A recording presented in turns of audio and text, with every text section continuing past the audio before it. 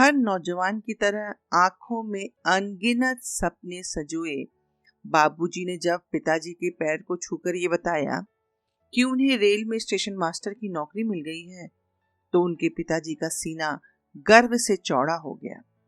पहला वेतन मिला तो बाबूजी सीधे घर आए और अम्मा के पैरों पर रखकर बोले, अम्मा, इस पर अब सिर्फ तुम्हारा अधिकार है।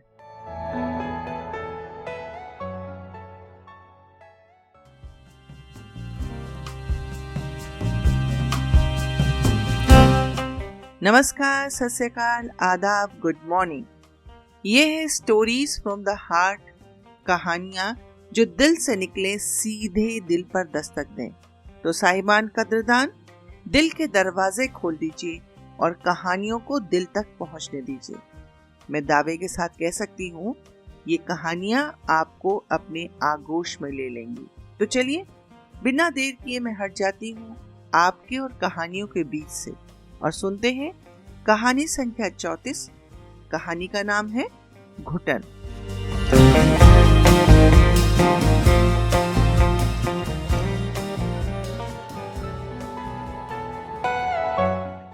मेरे पिता रमाशंकर जी निश्चेष्ट जमीन पर सो रहे थे। उनके चारों तरफ परिवार वालों की भीड़ थी। ये वही लोग हैं जिन्होंने उनके जीवित रहते यह भी पता करने की कोशिश नहीं की कि वे किस अवस्था में हैं, उनका गुजारा कैसे चल रहा है। आज मृत शरीर के आगे विलाप या प्रलाप करने से क्या लाभ। ऐसा नहीं कि उनका कोई अपना सगा नहीं है। 2 पुत्री तथा 2 पुत्रों के पिता होने का सम्मान प्राप्त था। नाती पोतों से घर भरा था, पर सबके होते हुए भी वे नितांत अकेले थे। अकेले इसलिए क्योंकि बूढ़े लाचार के साथ कोई एक पल भी नहीं बिताना चाहता। बुढ़ापा अपने आप में बहुत बड़ा अकेलापन है। शायद यही कारण था कि वे सब कुछ भूल जाना चाहते थे, या ईश्वर की दया थी कि वे सब कुछ भूल चुके थे। अगर याद था तो बस एक नाम, एक आस, एक इच्छा, और वह इच्छा थी वह स्टेशन जहां से उन्होंने अपनी जिंदगी की शुरुआत की थी। उस स्टेशन का नाम था गोरखपुर। पिछले 1 वर्ष से वे अपने बिस्तर पर अपने सामान के साथ ऐसे बैठे थे मानो ट्रेन में सफर कर रहे हों। मजाल की किसी को अपने बिस्तर पर बैठने भी दे। यदि कोई बैठने की कोशिश करता तो तुरंत कह देते, जाइए जाइए, जाकर अपने बर्थ पर बैठिए, यह बर्थ मेरे नाम पर आरक्षित है। कई बार वे इतने बेकाबू हो जाते कि उनके बेटे को बीच बिछाव करके उन्हें समझाना पड़ता। जब बेटा कहता, बाबूजी जाने दीजिए, परेशान है ये बेचारे, जल्दी में सफर करना पड़ा इसलिए बर्थ आरक्षित नहीं करवा सके, 1-2 बार छोड़कर हर बार ये ट्रिक काम कर जाती थी। वे प्रतिदिन अपनी पुत्र वधू से पूछते, ए बेटा, गोरखपुर स्टेशन कब आएगा?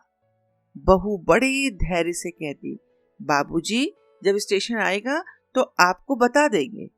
बस इसी भरोसे के सहारे कि एक न एक दिन ट्रेन गोरखपुर अवश्य पहुंचेगी, और जब पहुंचेगी तो यदि मैं सोता रहूंगा तो मेरी बहू जगा देगी, इसलिए वे जिए जा रहे थे।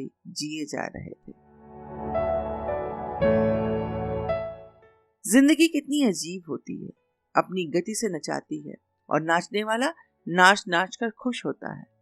बाबूजी ने भी अपनी जिंदगी के साथ कदम से कदम मिलाने की शुरुआत 1957 में, मात्र जब वे 21 वर्ष के थे, तब शुरू की थी। लोग बताते हैं कि हर नौजवान की तरह आंखों में अनगिनत सपने सजाए बाबूजी ने जब पिताजी के पैर छूकर ये बताया कि उन्हें रेल में स्टेशन मास्टर की नौकरी मिल गई है, तो उनके पिता का सीना गर्व से चौड़ा हो गया। पहला वेतन मिला तो बाबूजी सीधे घर में आए और अम्मा के पैरों पर रखकर बोले, अम्मा, अब इस पर तुम्हारा ही अधिकार है। उनकी अम्मा ने आंखों में आंसू भरकर तुरंत उस पैसे में से थोड़ा भगवान को चढ़ाया और बाकी अपने आंचल में बांधकर 100 दुआएं देती उठकर कमरे में अंदर चली गई। अम्मा ने उन पैसों का क्या किया, ये पूछने का अधिकार न पिताजी को था और न ही उन्होंने कभी इसकी आवश्यकता समझी। बाद में दादाजी से बातों ही बातों में पता चला अम्मा ने बबीता यानी कि मेरी बुआ के विवाह के समय गहने बनवाने के लिए छोटे दादा से कुछ रुपए उधार लिए थे। उन पैसों में से सबसे पहले छोटे दादाजी का उधार चुकाई। पलक झपकते महीने भर की कमाई कहाँ छूमंतर हो गई पता ही नहीं चला। जरूरतों का सिलसिला यहाँ कब और कहाँ रुकता है। मेरे पिताजी के साथ भी यही हुआ। हम बच्चों की तथा घर बाहर की जरूरतें पूरी करते करते पिताजी के बाल सफेद होने लगे। पिताजी हम बच्चों के हाथ में कैंची थमाकर आराम से चारपाई पर लेट जाते थे और कहते थे, सारे सफेद बाल ना ढूंढ ढूंढ कर काटो। शुरू शुरू में इस काम में बड़ा मजा आता था। बाद में औरों का तो नहीं पता, पर मैं इस काम से जी चुराने लगी थी। बालों के काटने और रंगने से बुढ़ापा कहाँ छिपता है, और जब बुढ़ापा आता है तब बीमारी सुरसा के मुंह की तरह अपना मुंह फैलाती चली जाती है। चुस्त दुरुस्त रहने वाले पिताजी को भी बीमारियों ने घेर लिया था।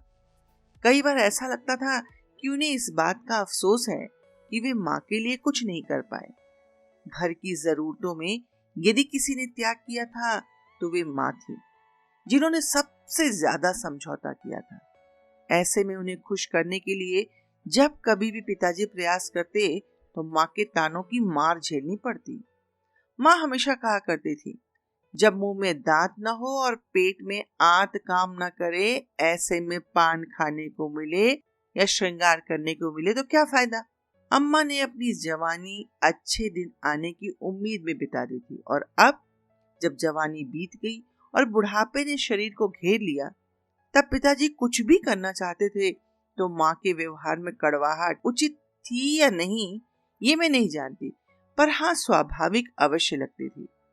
ऐसे समय पर प्रायः माँ के व्यंग सुनकर बिना प्रतिरोध किए पिताजी चुपचाप वहां से हट जाया करते थे।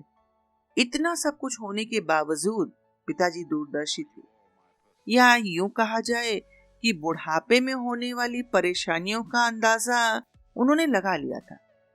किसी तरह जरूरतों को काट छांट कर एक घर बना लिया था ताकि किसी पर बोझ न बनना पड़े, और हाँ, यदि माँ को उनके बिना अकेले जीवन बिताना पड़े तो वे किसी पर आश्रित न रहें। फिर भी बुढ़ापा अपने आप में बोझ है, और वह बोझ तब और बढ़ जाता है जब घर वाले किरारा काटने लगे। बाबूजी के साथ भी ऐसा ही हुआ। 4 बच्चों तथा उनके आगे 8 नाती पोतों के बीच में वे बिल्कुल अकेले जीवन काटने पर मजबूर थे।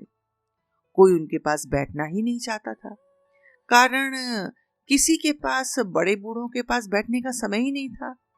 सभी अपने भागने की गति में इतने व्यस्त थे कि पीछे क्या छूट रहा है इसका अंदाजा ही नहीं था, और न कोई अंदाजा लगाना चाहता था। किसी को बाबूजी के पास बैठने के लिए समय ही नहीं था। जन्म जन्मांतर का साथ देने का वादा करने वाली पत्नी ने भी साथ छोड़ दिया। पत्नी के मरणोपरांत बाबूजी का जीवन और भी एकाकी हो गया। बूढ़ी जर्जर ही सही, घर की मालकिन क्या गई, घर में नई सोच तथा नई नई चीजों ने स्थान लेना शुरू कर दिया। पत्नी तो जिंदा थी नहीं जो पति के लिए पैरवी करती। परिणामतः बाबूजी को घर के पीछे वाले भाग में एक अनावश्यक वस्तु की तरह जीने के लिए छोड़ दिया गया। समय समय पर बड़ी बहू आती और खाने पीने की चीजें दे जाया करती। वह जब भी आती, बाबूजी अपना शाश्वत प्रश्न उसके सामने रखना नहीं भूलते।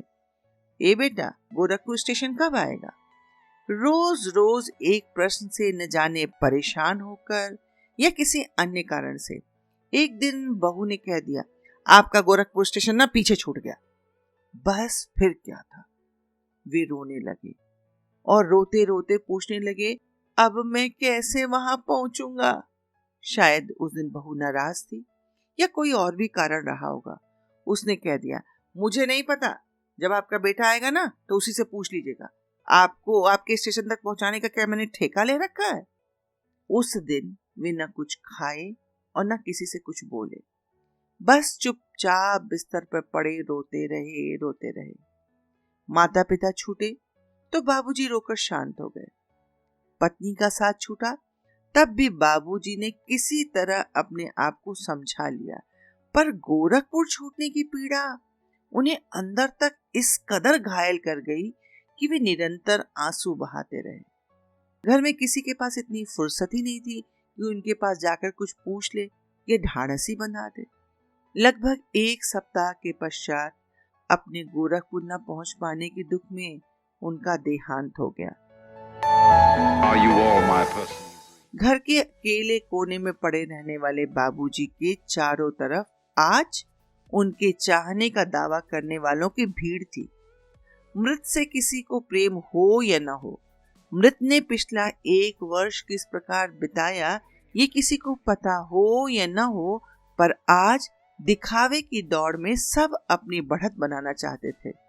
इसी प्रयास में आज सभी लोगों को दिखाने के लिए अच्छे से अच्छा दाह संस्कार तथा कर्म कांड कराने की प्रयास कर रहे थे, क्योंकि यही सोच तो मापदंड था लोगों के मन में विश्वास दिलाने का कि वे लोग अपने बड़े बुजुर्गों से कितना प्यार करते हैं।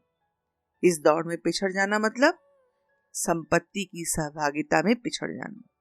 लोग बातें कर रहे थे कि उन्हें एक बार ही सही उनके घर, उस स्टेशन गोरखपुर जहां वे जाना चाहते थे, जरूर ले जाना चाहिए। मेरा मन भी रो रहा है। अपने जनक के जाने का दुख भी है, पर न जाने क्यों एक शांति भी है कि कोई उन्हें गोरखपुर ले जाए या न ले जाए। बाबूजी स्वयं वहीं चले गए जहां जाने के लिए उनका मन घुटन व तड़प से छटपटा रहा था। शरीर सामने है, पर आत्मा कहाँ गई होगी?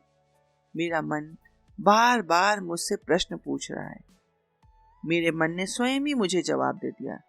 शायद उस अनदेखी दुनिया में बाबूजी चले गए होंगे जहां उनके लिए गोरखपुर जाना आना कोई कठिन कार्य न होगा।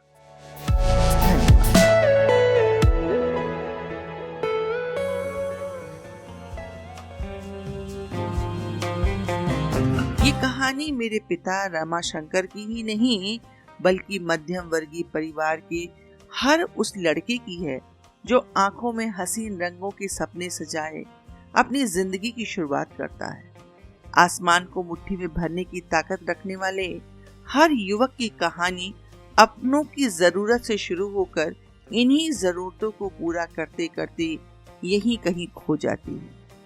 काल्पनिक ही सही, पर समाज के वास्तविक सत्य को उजागर करती कहानी ने आपके दिल को यदि छू लिया हो तो मेरी कहानी सुनने के शौकीन मित्रों के साथ साझा जरूर कीजिए और अपनी प्रतिक्रिया shraddha.pdy पर भेजने का प्रयास कीजिए या फिर वॉइस मैसेज द्वारा बताइए आपको मेरी कहानी कैसी लगी।